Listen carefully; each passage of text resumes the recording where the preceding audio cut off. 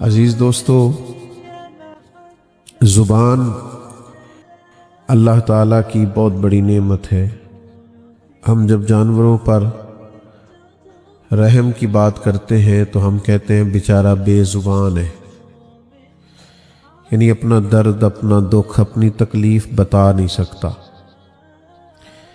زبان بڑی نعمت ہے کہ آپ اپنا ما فی الضمیر کہہ سکتے ہیں، دل کی بات بتا سکتے ہیں، اپنے دکھ کا اظہار کر سکتے ہیں۔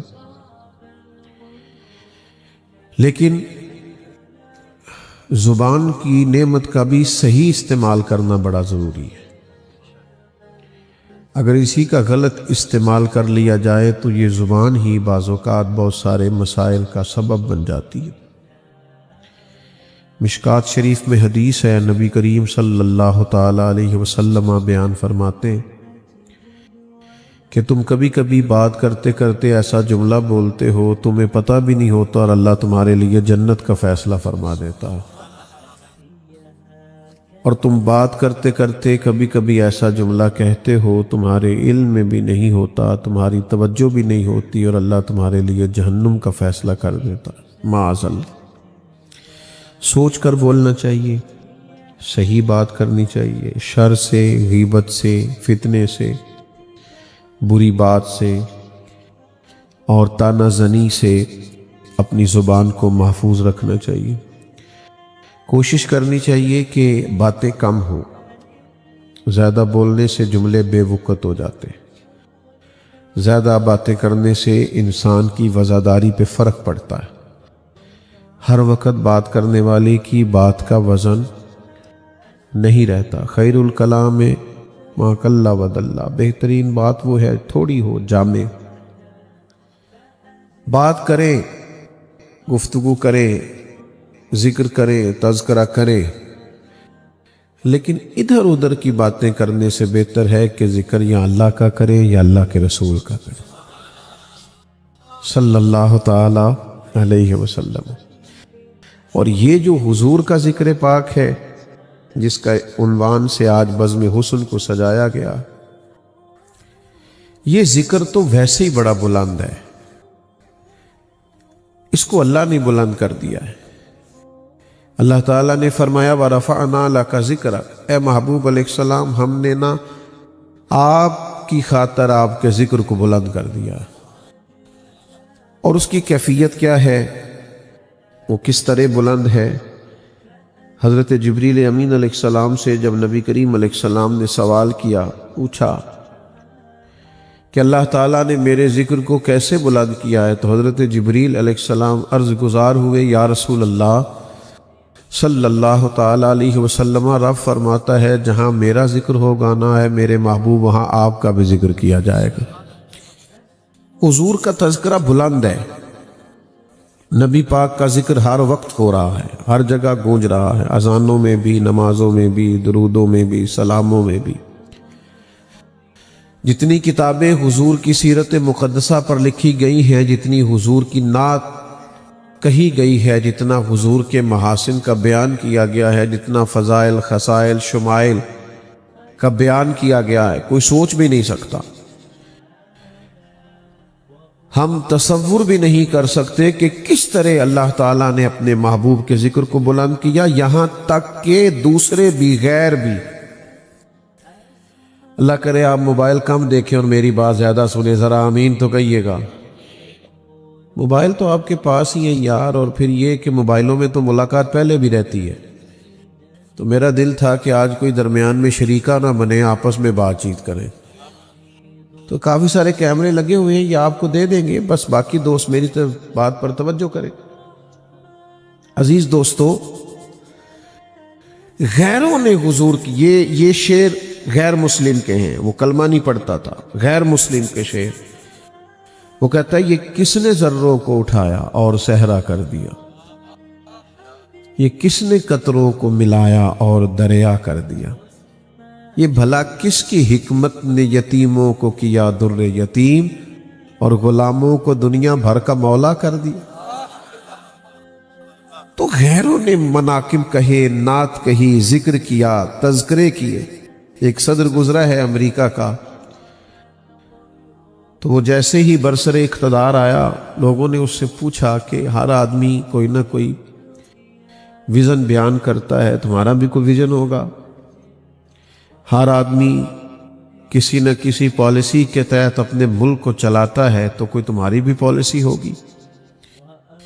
وہ سیاہ فام صدر تھا، اسے کالا کہہ کے پکارا جاتا تھا۔ بہت لمبا عرصہ نہیں گزرا، اسے رخصت ہوئے صدارت کے عہدے سے۔ اس سے لوگوں نے پوچھا کہ بھائی تم کس طرح اپنے ملک کو چلاؤ گے؟ تو کہنے لگا میرے پاس نا مسلمانوں کے نبی صلی اللہ تعالی علیہ وسلم کا ایک فرمان پہنچا ہے، اور وہ میری پالیسی ہے، اور وہی میری زندگی کی، نجی زندگی کی بھی وہی پالیسی ہے، اجتماعی زندگی میں بھی میرا وہی دستور ہے، اور میں اسی کے تحت سارے نظم کو لے کے چلوں گا۔ تو لوگوں نے کہا وہ کیا؟ کہنے لگا نبی رحمت صلی اللہ علیہ وسلم نے فرمایا مومن وہ ہے جو اپنے لیے پسند کرے وہی اپنے بھائی کے لیے بھی پسند کرے۔ بس میں کوشش کروں گا کہ وہ چیز جو ٹھیک نہیں ہے میری نظر میں وہ کسی اور تک نہ جائے، وہ قانون نہ بنے جو میں اپنے لیے درست نہیں سمجھتا تو دوسروں کے لیے بھی میں اس قانون کو مرتب۔ یہ دیکھیے نا، یہ حدیث ہم سب کو آتی، پوری زندگی اس پر گزاری جا سکتی، زندگی کا سارا دستور اس پر رکھا جا سکتا، ہم اپنے سارے معاملات اس پر مرتب کر سکتے کہ بھائی چیز پر غور کر لو، دیکھ لو، آپ جو بیچ رہے ہو، جو بانٹ رہے ہو، جو کسی کو دے رہے ہو، کیا یہ آپ اپنے گھر میں بھی استعمال کر سکتے؟ میں نے اپنے قبلہ عالم حضرت صاحب رحمت اللہ علیہ کی خدمت میں عرض کی حضور ادارہ بنانا ہے، مدرسہ بنانا ہے، کیسا ہونا چاہیے؟ فرمانے لگے اس طرح کا بنانا جس میں اپنے بچے بھی پڑھ سکے، یعنی تم محسوس کرو کہ یہاں میرا بیٹا بھی پڑھ سکتا ہے، اس کا لیول اس معیار کا ہے۔ اور اگر یہ کہ دوسروں کے بچے وہاں ہیں اور آپ کے کہیں اور ہیں، یہ ہمارے حکمرانوں کا وتیرہ ہے نا کہ باقیوں کے بچوں پر حکومت کرتے ہیں اور اپنے بچوں کو باہر بھیج دیتے ہیں۔ تو انداز یہ رکھیے ہمیشہ زندگی کا کہ جو اپنے لیے پسند کرے وہی دوسروں کے لیے۔ تو عام دام برسر مطلب حضور کا ذکر تو غیر بھی کر رہے ہیں، نبی پاک کے تذکرے تو جگہ جگہ ہیں، گلی گلی ہیں، نگر نگر ہے۔ بلکہ کئی دفعہ ایسے ہوتا تھا کہ جو مخالف تھے نا، تو فیل بن عمر کہتے ہیں میں تو ویسے آیا تھا مکہ مکرمہ میں، میرا ارادہ کچھ اور تھا اور میرے ذہن میں بھی بات نہیں تھی، لیکن مجھے نا ابو جہل مل گیا رستے میں، تو مجھے کہنے لگا یہاں ایک شخص نے دعویٰ نبوت کیا، ان کے پاس نہیں جانا۔ ذرا سمجھیے گا بات، کہتے ہیں پہلے پتہ نہیں میں نے جانا تھا کہ نہیں جانا تھا، پہلے پتہ نہیں ان کے بارے میں پوچھنا تھا کہ نہیں پوچھنا تھا، لیکن یہ کریم کا انداز دیکھے نا۔ ابو جہل کہہ رہا ہے ان سے کہ انہوں نے دعویٰ کیا ہے تو یہاں مت جانا، کہتے ہیں میں نے کہا اب تو میں جاؤں گا۔ انہوں نے کہا کہ وہ معاذ اللہ شاعر ہیں، تو کہا میں شعر و سخن ردیف کافیہ مجھ سے زیادہ کون سمجھتا ہے؟ تو کہا کہ وہ جادوگر ہیں، تو کہا میں نے بڑے بڑے معاذ اللہ کا جادوگر ہے، تو کہا میں نے بڑے بڑے آسیب اتار دیے ہیں، تو کہا بڑا انفرادی مسئلہ ہے، وہاں سے بچ کے آنا مشکل ہے، کہا میں تو جاؤں گا۔ تو فیل کہتے میں گیا، میں نے بھی بڑی باتیں کی، پر حضور نے صرف سورہ فاتحہ ہی پڑھ کے سنائی، بس پھر تیریاں ویخ کے اداواں میں مرید ہو گئی۔ پھر بات بدل گئی، سودا لینے کے لیے بازار گئے ہم، پر ہاتھ اس کے بکے جس کے خریدار گئے ہم۔ پھر واپس آئے تو ابو جہل ہی کہہ رہا تھا یہ وہ نہیں ہے جو یہاں سے گیا تھا، چہرہ دیکھ کے کہہ رہا تھا بدل گئے انداز، اطوار بدل گئے۔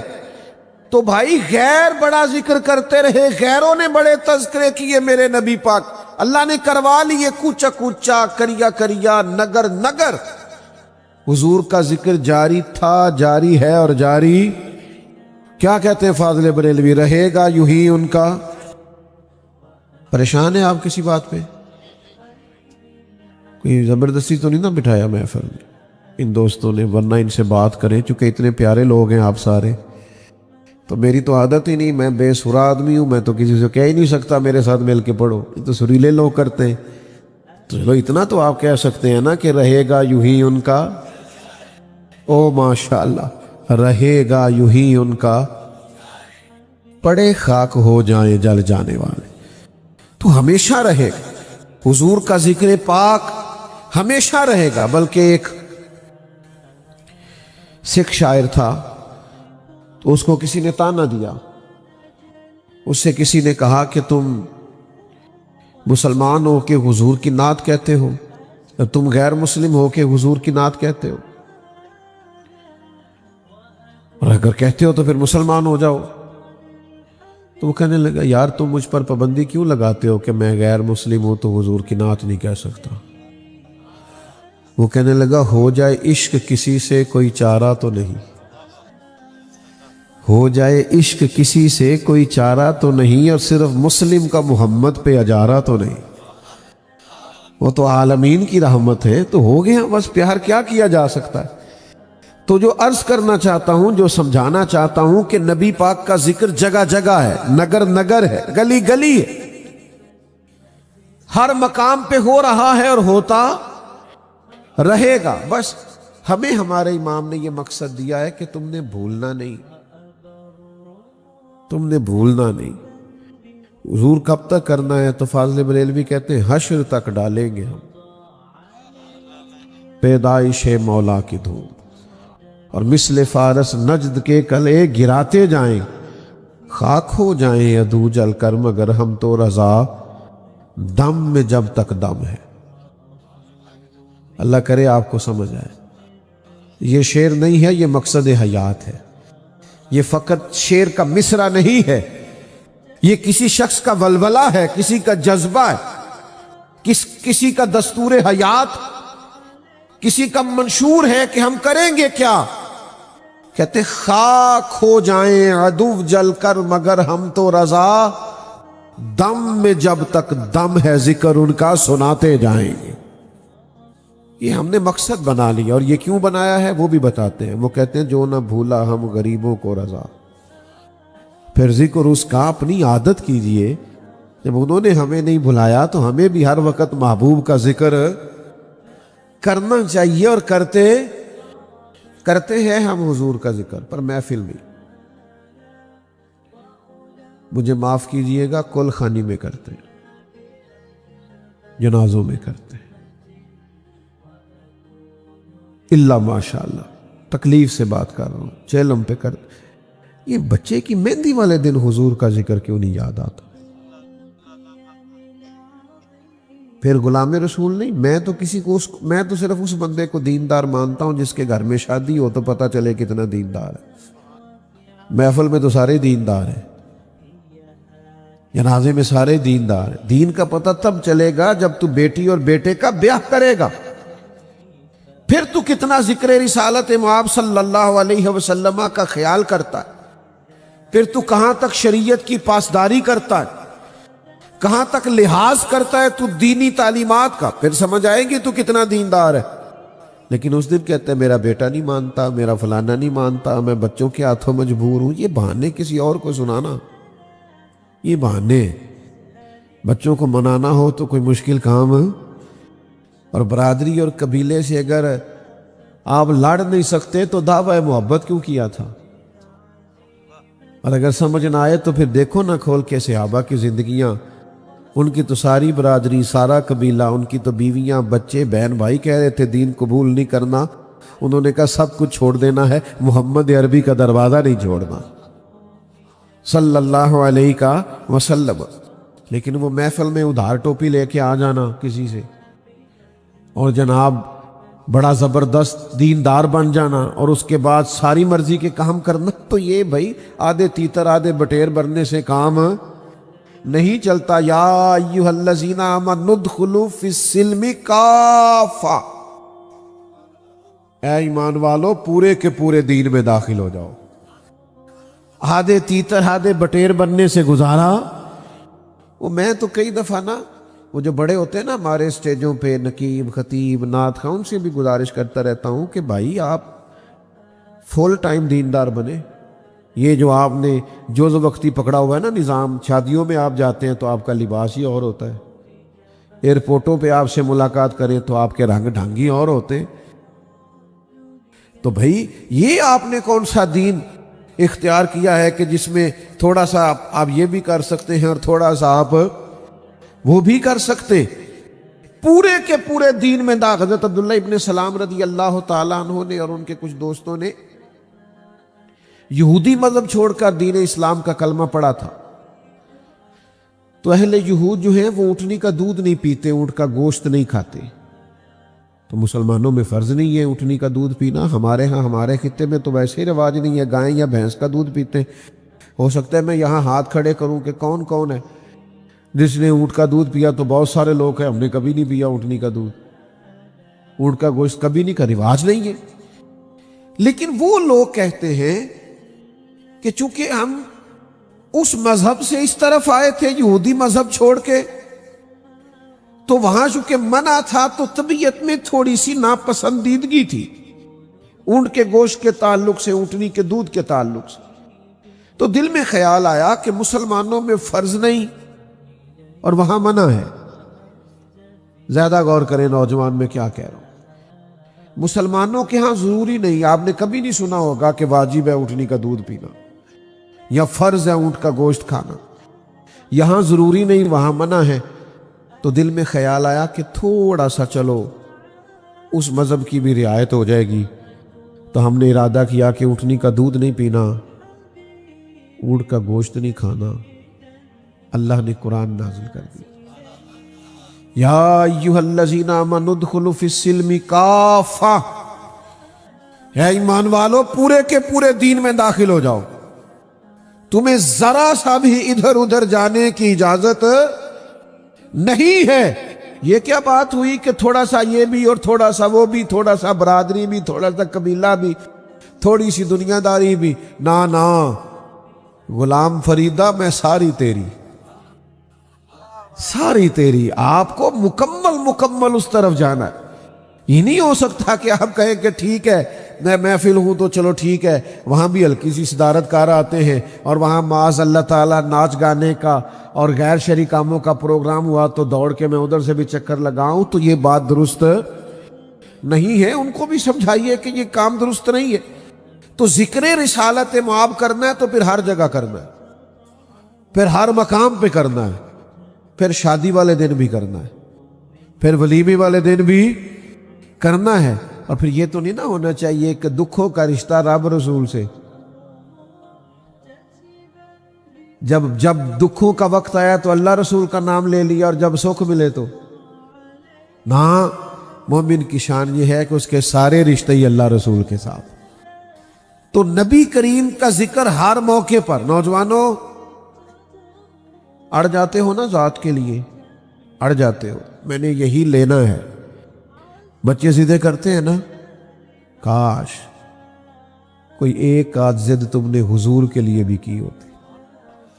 نہیں، میری شادی پہ کوئی غیر شرعی حرکت نہیں ہوگی، یہ میرا فیصلہ ہے، میں کوئی وہ کام نہیں کرنے دوں گا جو شریعت سے ٹکراتا ہے، یہ میرا یار اس کے لیے بھی تو کبھی کھڑا ہو کے دیکھنا، اس کے لیے بھی تو ڈٹ کے دیکھ، تاکہ تیرے باطن میں وہ خاص نور پیدا ہو جو بندہ مومن کی شان ہے۔ تو بس ایک تو یہ کہ حضور کا ذکر پاک کرنا ہے اور خوب کرنا ہے، لیکن دو تین چیزیں زیر غور رہیں، باقی سارے تذکروں کا رنگ اور ہے، حضور کے ذکر کے آداب اور ہیں۔ اس ادب کا خاص خیال رکھنا، تھوڑا سا نا خاص قسم کا ذوق ہو حضور کے ادب کا، خاص قسم کا دیکھیں کسی حدیث میں نہیں آیا، کئی حکم نہیں نبی پاک علیہ السلام کا کہ میری حدیث لکھو تو پہلے غسل کرو، کپڑوں کو خوشبو لگاؤ، 2 رکعت نماز نفل پڑھو، کہیں لکھا۔ لیکن امام بخاری رحمۃ اللہ علیہ نے جب بھی حضور کی کوئی حدیث لکھی ہے نا، ہم بھی بہت ساری حدیثیں بیان کرتے ہیں تو ایک وضو سے ہی ہو جاتی ہے، لیکن امام بخاری نے ہر حدیث سے پہلے وضو کیا، ہر حدیث سے پہلے خوشبو لگائی ہے، ہر حدیث بیان کرنے سے قبل 2 رکعتیں نماز پڑھی ہے، اس لیے کہ ذکر عام نہیں، مدینے والے کا ذکر ہونے لگا، یہ رسول کریم کی بات ہونے لگی، یہ نبی پاک کے تذکار جمیلہ چھڑنے لگے۔ انہوں نے ہر موقع سے پہلے اپنے آپ کو اس ترتیب سے تیار کیا ہے جو ادب کا تقاضا ہے، محبت کا تقاضا ہے، شوق کا تقاضا ہے، واہ رفتگی کا تقاضا ہے۔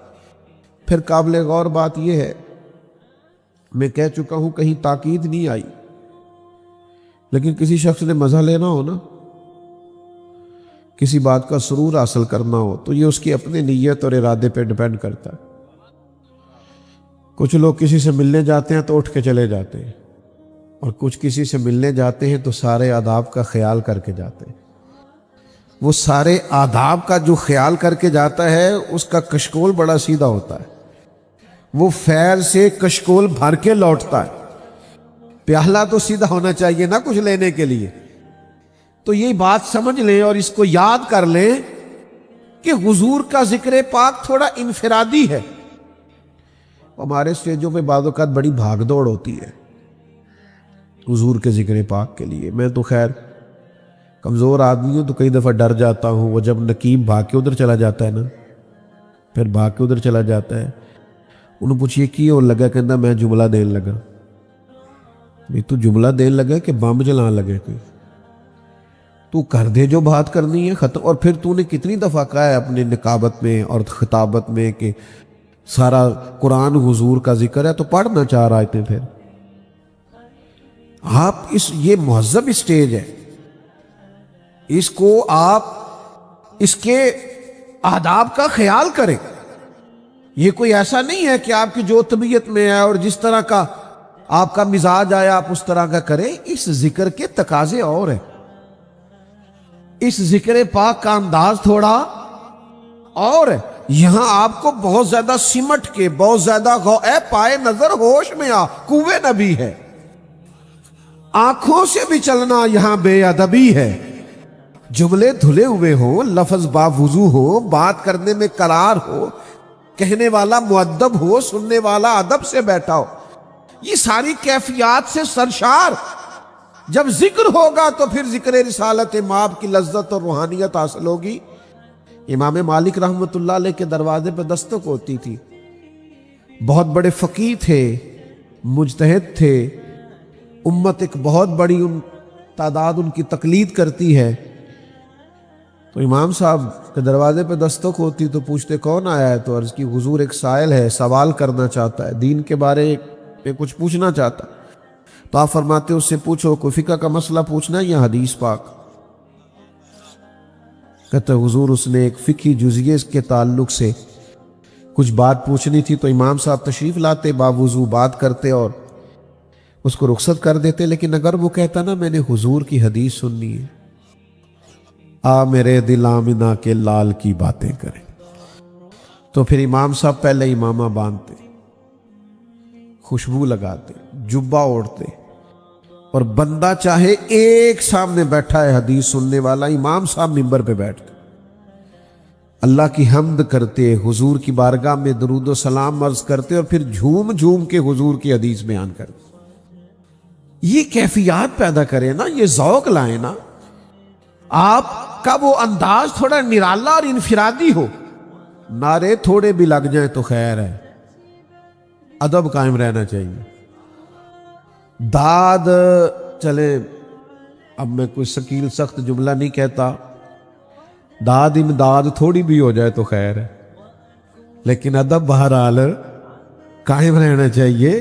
ہر چیز جو ہوتی ہے وہ اس لیے نہیں ہوتی کہ بندہ ضروری فیمس ہی ہو اور نعرے ہی لگیں اور داد ہی ملے، اثر کرے نہ کرے سن تو لے میری فریاد، نہیں ہے داد کا طالب یہ بندہ آزاد۔ کچھ لوگ اس سے بھی آزاد ہوتے ہیں، وہ کہتے ہیں داد نہیں لینی، قیامت کے دن شاباش لینی ہے۔ ان کو اس سے بھی تھوڑا سا نا وہ تھوڑے سے بے نیاز ہو جاتے ہیں۔ دیکھیے نا علامہ اسماعیل حقی نے لکھا ہے کہ جب جناب ابو بکر صدیق رضی اللہ تعالیٰ عنہ نے کلمہ پڑھا نا تو یہ بریکنگ نیوز تھی مکہ مکرمہ میں، اتنا بڑا تاجر مسلمان ہو گئے۔ اپنے قبیلے کا سربراہ مسلمان ہو گئے، خبر پھیل گئی، اور تاجر کے دوست بھی تاجر ہی ہوتے ہیں، بڑے بڑے لوگ ان کے دوست تھے۔ تو ایک جماعت مرتب ہوئی جس نے کہا کہ پتہ تو کرے واقعی جناب صدیق اکبر مسلمان ہو گئے، معلومات تو کریں۔ ان کے نام بتاؤں کون کون تھے؟ حضرت عثمان غنی، حضرت سعید بن زید، اس طرح کے کچھ صحابہ جو بڑے تاجر ہیں اور اپنے قبیلے میں قد کاٹ رکھتے، نامی گرامی لوگ، انہوں نے کہا کہ یار یہ خبر پھیل گئی ہے کہ جناب صدیق اکبر، اور بڑے دھیمے ہیں، بڑی بہترین رائے رکھنے والے، سوچ سمجھ کر فیصلہ کرنے والے ہیں، اور ایک بہترین تاجر ہیں۔ اور تاجر جو ہوتے ہیں وہ گھاٹے کا سودا کرتے نہیں، سوچ سمجھ کے چلتے ہیں۔ تو جناب صدیق اکبر مسلمان ہو گئے ہیں تو معلومات تو کریں۔ تو وہ سارے جمع ہو کے جناب صدیق اکبر کے پاس آئے۔ ادھر دیکھنا نوجوانوں میری طرف، نے آ کے کہا ابو بکر سنا ہے مسلمان ہو گئے آپ؟ فرمایا یہ کوئی سادہ سا سوال تو نہیں نا، بیٹھو دیتے ہیں جواب، یہ کوئی عام سی بات تو نہیں نا، یہ بس وہ جملہ تو نہیں نا کہ ہاں کہہ دی یا نہ کہہ دی اور بات ختم ہو گئی۔ فرمایا بیٹھو کرتے ہیں بات۔ جناب صدیق اکبر رضی اللہ تعالیٰ عنہ نے ان کو بٹھا لیا، پھر اس شوق سے حضور کا ذکر کیا۔ میری طرف دیکھیے گا، اس محبت سے نبی پاک کا تذکرہ چھیڑا۔ کچھ لوگ بات کرتے ہیں تو ان کا پورا لب و لہجہ اس پہ محو ہو جاتا ہے، ان کی آنکھیں بھی بولتی ہیں، ان کی روح بھی اس میں اتر جاتی ہے۔ وہ بات کرتے ہیں تو وہ پوری لذت اور پورا کیف اور پورا سرور، یعنی ایک ایک حرف سجن دے نا دا سانو دس دا وانگ قرآن تے سورت یار دی ویندیاں رہنا، اے سب عملاں دی جانے سجنا ساڈا دین کی پوچھنا ہے، ساڈا ہوئی دین ایمان ہے۔ ایک ایک بات کیف والی، سرور والی، دھلی ہوئی، لذت والی، مٹھاس والی۔ جناب صدیق اکبر نے کبھی حضور کے اخلاق کی بات چھیڑی، کبھی معاف کرنے کی بات چھیڑی، کبھی عطا کرنے کی بات چھیڑی، کبھی نواز دینے کی بات چھیڑی، کبھی حضور کی صلہ رحمی کی بات چھیڑی، کبھی بھائی کو بھائی سے ملا دینے کی بات چھیڑی۔ اس رنگ میں حضور کا ذکر نور کیا کہ وہ جو تصدیق کرنے آئے تھے نا کہ آپ مسلمان ہوئے کہ نہیں، وہ کہنے لگے ہمیں بھی لے چلیں، ہم نے بھی حضور کا کلمہ پڑھنا ہے۔ تو بھئی آپ کا وہ انداز ذکر کرنے کا، وہ انداز، وہ لب و لہجہ، اس میں جاذبیت تو ہو مسلمان کا۔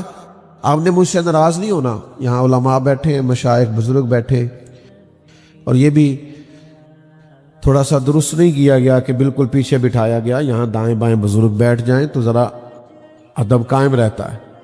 یہ میری گزارش ہے بانیان محفل کے لیے، اور بعض اوقات توجہ نہیں رہتی۔ یہاں بزرگ تشریف فرما ہے، میں آپ کی خدمت میں یہ بات عرض کرنا چاہتا ہوں کہ جب آپ کسی بھی محفل میں آئیں نا، اور ہماری جماعت کا یہ طریقہ نہیں تھا کہ آپ اتنے سارے لوگ ننگے سار آ گئے، ہم نہیں آیا کرتے تھے، ہم تو ادب والے لوگ۔ ناراض ہو گیا ہو، کافی سارے نوجوانوں نے ہلکا ہلکا گھورا ہے مجھے، تو بھئی ہم اس طرح کے نہیں ہیں، ہمارا ہی تو، ہم سے تو ادب سیکھا ہے۔ لیکن یہ کہ آپ محفل میں آئیں تو پھر وضو ہو، پھر خوشبو ہو، پھر درود و سلام پڑھتے ہوئے آئیں۔ ہماری محفلیں تو نور بھر دیا کرتی تھی، یہ تو کیف اور سرور سے مالا مال کر دیا کرتی تھی۔ ان محفلوں کا تو کوئی رنگ دبالا ہوتا تھا، اس کا سٹیٹس لگانا ضروری نہیں، اس سے روح تازہ کرنا ضروری۔ یہ سیاسی جلسے نہیں، اس میں تصویریں نہ بھی آئیں تو گزارا ہوتا ہے، لیکن روح لگی ہوئی ہو، حضور کا ذکر پاک ہو تو پھر کیفیات جمی ہوئی ہو، رنگ بنا ہوا ہو۔ کچھ لوگ کہتے ہیں جی وہ میں کر تو رہا ہوں ذکر، پر جو میں نے پڑھا ہے میں نے بیان کر دیا ہے۔ یہ بھی بعض لوگوں سے سننے میں ملتا ہے کہ جناب آپ اس کے اندر بات بھر رہے ہیں، رنگ بھر رہے ہیں، فلاں خطیب نے، فلاں نقیب نے اس کے اندر کچھ رنگ بھر دیے ہیں، خوبصورتی پیدا کر دیا، جملے اچھے تلاش لیے ہیں، پر وہ کتاب میں تو یوں ہی لکھا تھا۔ وہ بھائی کچھ ذکر ایسے ہوتے ہیں جن میں جیسے جیسے لکھا ہے نا وہ لفظ بلفظ بیان نہیں ہوتا، بلکہ کچھ آداب، کچھ چیزیں اور بھی ہوتی ہیں۔ اب اس کا موقع نہیں کہ میں اس بات کو یہاں عرض کروں، ایک مثال دیتا ہوں۔ دو بھائی بیٹھے ہوں نا، چھوٹا اور بڑا، تو چھوٹا اس کی تعلیم بھی زیادہ ہے اور وہ نوکری بھی بڑی کرتا ہے اور اس کے پاس پیسے بھی زیادہ ہیں اور گاڑی بھی کافی مہنگی ہے، اور رہتا بھی شہر کی کسی بڑی سوسائٹی میں۔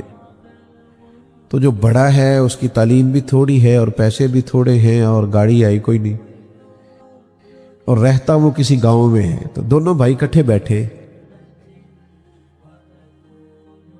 اب کسی نے ان سے پوچھا تم میں سے بڑا کون ہے؟ تو اس نے تعلیم پوچھی ہے کہ عمر؟ جلدی بتاؤ نا یار، کیا پوچھا ہے؟ پیسے پوچھے ہیں کہ عمر؟ عہدہ پوچھا کہ عمر؟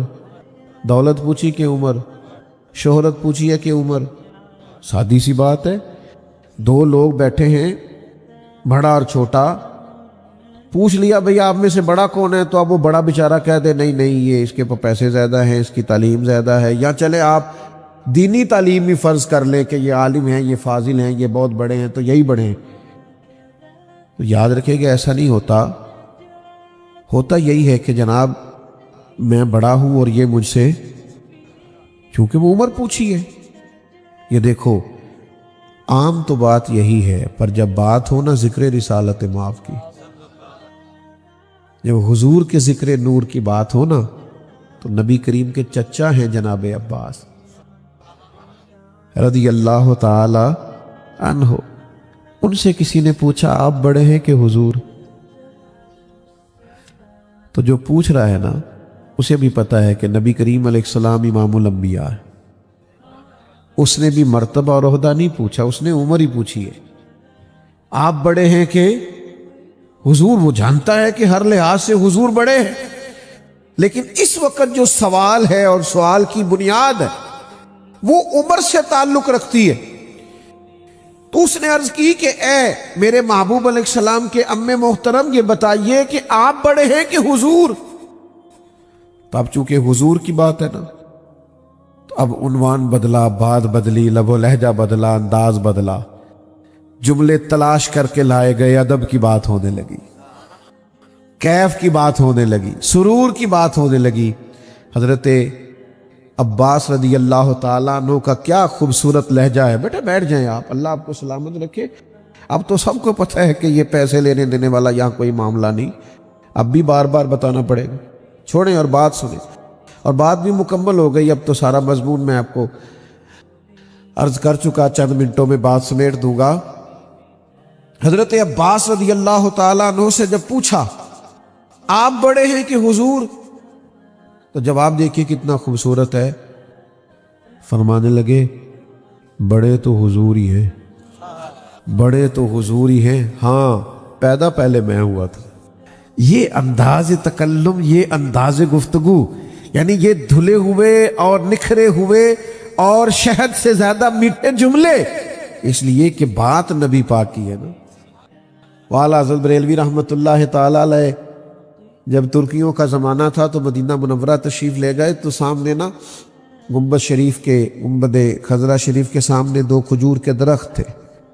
تو رات کو مشاعرہ ہو رہا تھا، کچھ شعراء تھے ہند کے پہنچے ہوئے، تو کسی نے کہا کہ یوں ہے درخت حضرت والا کے سامنے، مجنوں کھڑا ہے خیمہ لیلا کے سامنے۔ اعلیٰ حضرت فرمانے لگے تشبیہ ٹھیک نہیں دی، حضور کے اجرائے نور اور یہ آپ نے کیا کہہ دی، بالکل بات غلط۔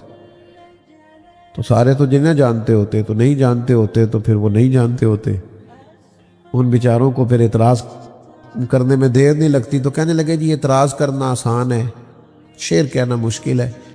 فاضل بریلوی کہنے لگے کہہ دیتے ہیں، ملک سخن کی شاہی تم کو رضا مسلم، کہا کہہ دیتے ہیں، کہا کہیے۔ فرمانے لگے وہ دو درخت ہیں گنبد خضرا کے سامنے کھجور کے، اس زمانے میں۔